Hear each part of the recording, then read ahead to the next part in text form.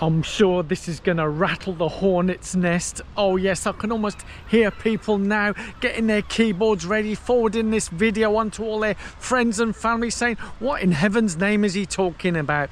Yes, the recovery run. What is it all about? What is a recovery run? Does it actually exist? That's what we're going to talk about. Oh yes, butter my crumpets, my name is Donato and a warm welcome back. I've been off for a couple of weeks sunning myself in wonderful Canada, having holidays and all sorts of stuff, and I'm still recovering. Yes, that's right, jet lag and all that stuff. Recovery is oh so important because that's when the adaptations happen. That's when we improve. Yes. Now, I may not be a qualified physiotherapist, so I'm going to show you a clip from someone I've come across on social media, on Instagram, Sophie, and she knows her shizzle and also does a lot of BS3 talk on the Instagram. Yeah. Now, I'm going to share some of her content to illustrate this thing, this misnomer about a recovery run. But I'm going to talk a little bit more about my recovery as a masters athlete and also holidaying, jet lag and all that stuff, and maybe it can help you be a better athlete whatever your age. Yes, that's right, guys and gals, whatever your age. In my opinion, recovery is the most important thing when it comes to training. And for me, I do love my sleep, absolutely essential. But whilst I was away on holiday, going out to Canada with the time differences, it was difficult going there in the first instance, where over here in the UK the time difference is about 6 hours, depending on where you are in Canada. 6-7 hours, and yeah, it was tough going there, and then coming back I found that I'm sleeping way over. I'm still wide awake way past my bedtime, sort of 10 o'clock 11 o'clock, and getting up late. So I've been trying to adapt and recover from that. Now I know that there's some smartwatches have got these jet lag features, but we don't really need the features to tell us that we're feeling tired. So for me, certainly the last week in Canada and the first week back here, I've been doing easy runs. And I need to stress they're called easy runs, not a recovery run. Yeah, because I'm not recovering from any races. Yeah, I haven't done any races. I'm doing easy runs to slowly build up, get me ready for sessions. But what is a recovery run? Or more to the point is, what's not a recovery run? As I mentioned earlier, there's a lovely lady, Sophie, on Instagram.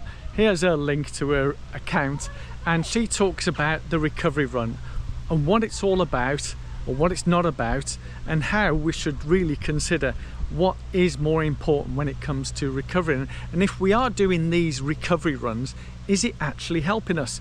So over to you, Sophie.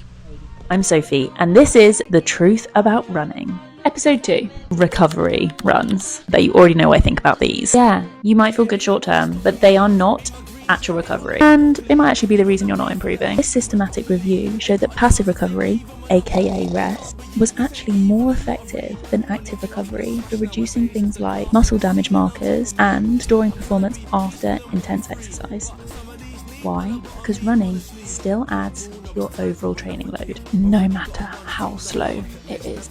Real recovery is a period that allows things like soft tissue and bone repair, nervous system recovery, hormonal and immune balance, and glycogen replenishment, aka eating carbs. And shock horror, they only happen when you're resting. So if you're always chasing that next session without true rest in between, you're not actually adapting, you're just accumulating fatigue.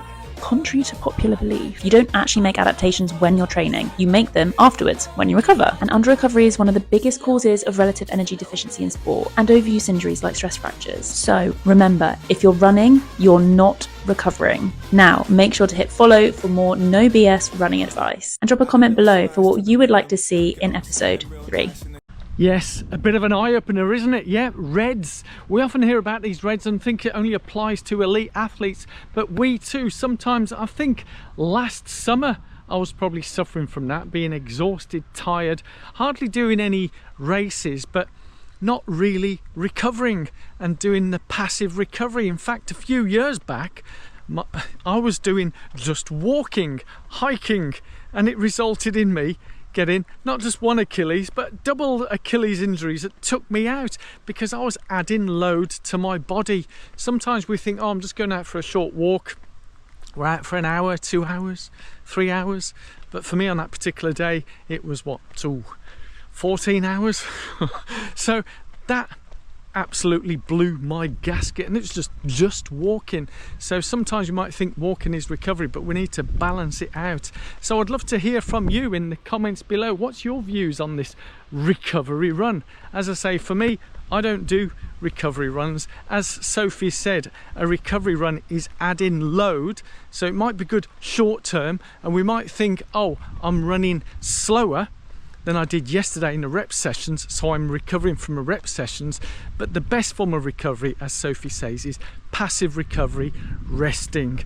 Yes, now there are exceptions to that rule in terms of recovering from injuries, but that doesn't involve running. Yeah, so active recovery, certainly for tendons and things like that when coming back from injury, can help, but it does not involve running. Yes, it involves plyometrics, exercise and all that type of stuff, as opposed to staying stationary.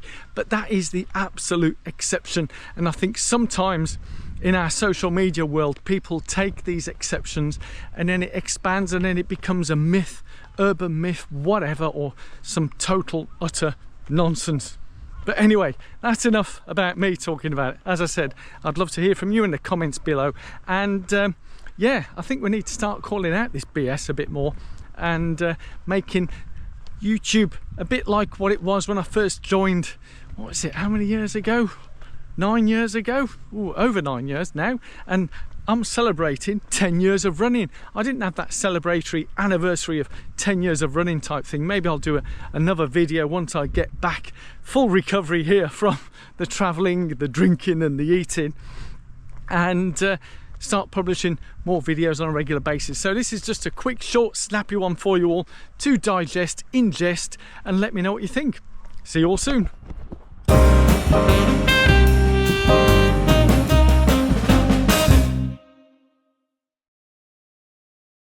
We've got to have the old addendum, haven't we? Yes, you may recall my previous video on some top tips and the way of life and stuff, and one of them was that Italian quote of dolce fa niente, which is all about recovery. Yeah, because dolce fa niente literally translates to the sweetness of doing nothing. Sometimes we need to do nothing, like a form of meditation, yoga. So yes, that's my addendum for today, dolce fa niente, sweetness of doing nothing. Love you all. Bye bye.